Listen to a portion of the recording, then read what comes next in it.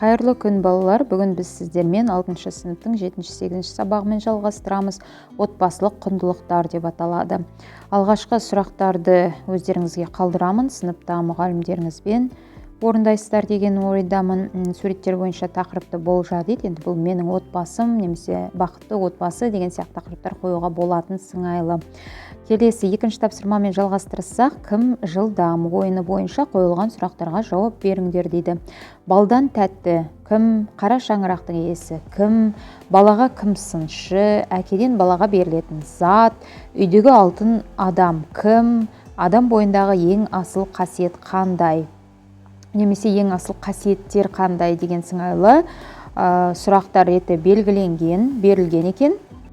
Сонымен тапсырманың орындалуына келсек, бірінші балдан тәтті бала, қара шаңырақ иесі кім, кенже бала немесе кенже ұл, балаға кім сыншы ата, әкеден балаға берілетін зат мұра, үйдегі алтын адам ол қашанда ана, және ең соңғы асыл қасиеттер адам бойындағы талап, еңбек, терең ой және қанағат, рақым. Бұл Абайдың өлеңінде айтылған 5 асыл іс және 5 адам бойындағы жаман жақсы қасиеттер жөнінде. 4-ші тапсырма мәтін мазмұны бойынша өз ойыңмен бөліс дейді. Менің білгеніме сәйкес келетін дүниелер, менің білгеніме қайшы келетін, яғни мен келіспейтін тұстары қайсы, және түсініксіз қосымша мәлімет алғым келеді деп белгілейсіздер. Яғни мәтіннің қай бөлімі, қай сөйлемдер, қай абзац сіздерге түсініксіз болды, қай ақпарат жөнінде қосымша мәлімет сізге керек, осы жөнінде жазу керек. Мен шамамен жаздым сіздерге, менің білгеніме сәйкес келетіндер деп мына сөйлемдер, және менің білгеніме қайшы келетін сөйлемдерді мен таба алмадым. Егер сіздер мен бұл оймен, бұл сөйлеммен келіспеймін деп тапсаңыздар, сол сөйлемді осы жерге жазып қойсаңыздар болады. Және түсініксіз қосымша мәлімет алғым келеді деген сөйлемге мен сырттан келген кісілер де елді осы қонағасы берудің жолымен жөні арқылы сынап бағасын берген, осы туралы қосымша мағлұмат алғым келді деп белгіледім.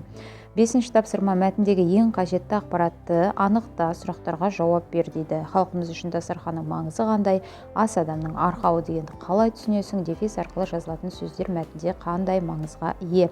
Осы 3 сұраққа жауап беру арқылы өз ойларыңызды білдіресіздер. Ендеше тапсырманың орындалуы қазір шығады. 5-ші тапсырманың орындалуы мінекей осындай, яғни халқымыз үшін дастарханның маңызы қандай деген сұраққа, халқымыз үшін дастарханның маңызы ерекше, оны қадірлі санаған, астан үлкен емессің, немесе астан үлкен емес деген ұғым осыдан қалған екен деп көрсеттім. Және екінші сұрақ, ас адамның арқауы дегенді қалай түсінесің? Ас арқылы адам бойына қуат жинап, өмір сүруге қажетті күш алады. Ас арқылы адам өз денсаулығын жақсы қалыпта сақтай алады деп жауап бердім. Және 3-ші сұрақтың жауабын оқып отырмай қойын, келесідей. 6-шы тапсырма, жоғарыдағы мәтіндегі ақпаратты болу керек балалар. Өйткені ақпарат, мәлімет деген сөздер көпше түрде қолданылмайды. Бұл өзі көптік мағынадағы сөздер, сондықтан ақпаратты өз пікіріңмен дәлелде десек, ол дұрыстау болады.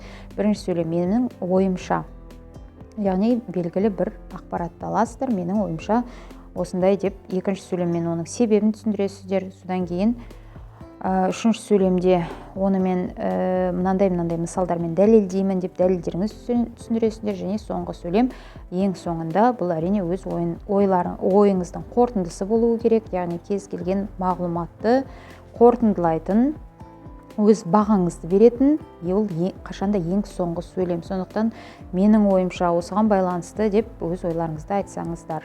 7-ші тапсырма, берілген сөздерден мақал мәтел құрастырып жаз дейді.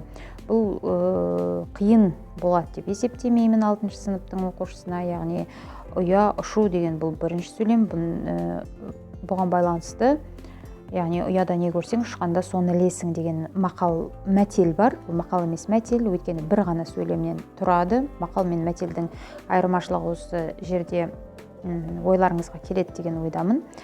2-ші сөздер бар, және 3-ші сөздер тізбегі бар. Мінекей, ұяда не көрсең, ұшқанда соны ілерсің. Бұл мәтел. Әкеге қарап ұл өсер, шешеге қарап қыз өсер. Бұл мақал, өйткені 2 бөлімнен және ұйқастан тұр. Әке асқар тау, ана бауырындағы бұлақ, бала жағасындағы құрақ дейді. Бұл да мақал балалар.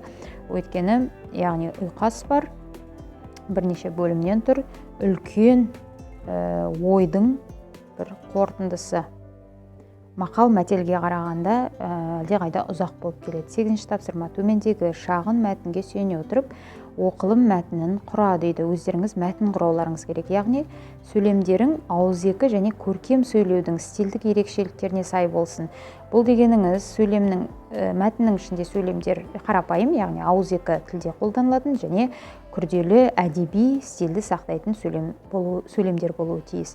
Барынша күрделі емес, қарапайым тілде сіздердің жас ерекшеліктеріне сәйкес келетін мәтін құрауға тырыстым. Балалармен қашанда сіздерге айтам, бұл мәтінді дәл осы сөзбе-сөз сөйлем көшіріп алу міндетті емес, өз ойларыңызды қоссаңыздар болады. 9-ші тапсырма: мәтіндегі өзің таңдаған сөйлемді екпін түрлеріне сәйкес оқып бер дейді. Мәтінді оқу әрине бұл шарт, мәтінді оқып шығыңыздар және екпін түрлерін білесіздер. 4 екпін түрі бар, соған байланысты өздеріңізге ұнаған сөйлемдерді таңдап алсаңыздар болады.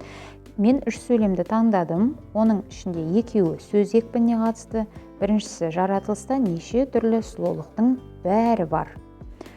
Сөз екпіні бәрі деген сөзге келіп тұр. Баланың маңайындағы нәрсенің бәрі жинақы, ретті, таза болсын. Бұл жерде де бәрі деген сөз таңдадым, сөз екпіні. Және 3-ші дыбыс екпініне қатысты сөйлем. Бұны оқисыздар деген ойдамын. Уақыт жетпей қалды. 10-шы тапсырма: кестені сөйлет, ережелерді айт дейді. Үзілістегі оқиға бойынша ережеге сай мысал келтір. Үзілістегі оқиға дегенді мен түсінген жоқпын. Қай жердегі үзіліс бұл? Сіздердің сабақ арасындағы үзілісті айтып тұрма. Дегенмен де 4 екпін бар дедік. Әрбір екпіннің тұсына ережесін мен сіздерге жазып қойдым. Тағы бір естеріңізге түсірсеңіздер болады. Мінекей сөз екпіні бар бірінші, бұның ережесі жанында тұр. 2 немесе көп буынды сөздің бір буынның көтеріңкі айтылуы дейді. Мысалды мен өзім келтірдім. Басқа мысал келтірсеңіздер де болады, осыны жазсаңыздар да болады. Одан кейін ой екпіні, тіркес екпіні, дыбыс екпіні әрқайсының ережесін сіздерге жаздым және жанына мысалдар келтірдім. 11-ші тапсырма: өз отбасыңда сақталып келе жатқан дәстүрлерді екпіннің түрлерін қолдана отырып баянда дейді. Солардың ішінен өзіңе қандай отбасылық дәстүрлер ұнайтынын айт дейді. Қандай дәстүрлер ұнайды емес, қандай дәстүр ұнайды деп қолданғанымыз жөн. Бұл жерде де оқулықта қателер кетеді. Бұны тағы бір ескерткім келеді. Мұғаліммен талдап, өз ойларыңызды айтсаңыздар болады мұғалімге де. Бірақ енді мұндай қателіктер бар екенін біліп жүргендеріңіз абзал.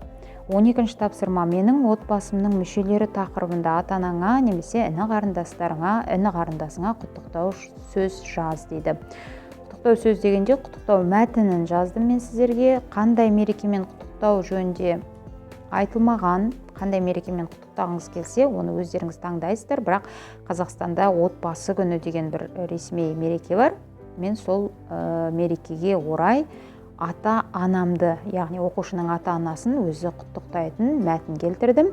Бұл жерде сөздер өте қарапайым. Күнделікті біз ауызекі тілде, тұрмыста қолданатын сөздер, әдеби тілдің ерекшеліктері де бар. Осы мәтінді көшіріп жазсаңыздар болады, бірақ басқа мәтін, тәуелсіздік күні, 8-ші наурыз, немесе ұстаздар күнімен анаңыз ұстаз болса, құттықтау жазуларыңызға болады. 13-ші тапсырма: сабақта алған әсеріңді, ойыңды 4 сөйлем тәсілі арқылы жаз дейді. Яғни пікір, оқыған мәтін бойынша өз пікіріңді бір сөйлеммен жазу керек. Содан кейін бұл пікірді дәлелдеу керек. Өз пікіріңді бір сөйлеммен дәлелде дейді. Әрқайсына бір сөйлемнен ғана жазған дұрыс деп ескерткен. Мысал келтіру керек. Осы пікірді дәлелдейтін мысалды жазасыздар, яғни сөйлемді. Содан кейін қорытынды. Тақырып бойынша қорытынды жаз дейді. Балалар, қандай да бір мәтін құраған кезде қорытынды ең соңында келеді. Яғни қорытынды мақалмен, мәтелмен, бір автордың сөзімен қорытындылауға болады. Өз ойларыңызбен қорытындылауға болады. Сонымен пікір, оқыған мәтін бойынша өз пікіріңді білдір деген ақпен жазылған бұл тапсырма. Екіншісі соның жауабы, сарымен жазылғандардың барлығы жауабы, ақпен жазылғандардың барлығы. Бұл сіздердің ақпен жазылғандардың барлығы, яғни тапсырма, сарымен жазылғандардың бәрі сіздің ойыңыз. Балалар, осымен үй тапсырмасын, жалпы бұл сыныпта өтетін тапсырмалар болуы мүмкін. Барлығын қорытындылаймыз. Сұрақтарыңыз болса, міндетті түрде комментарий жазыңыздар.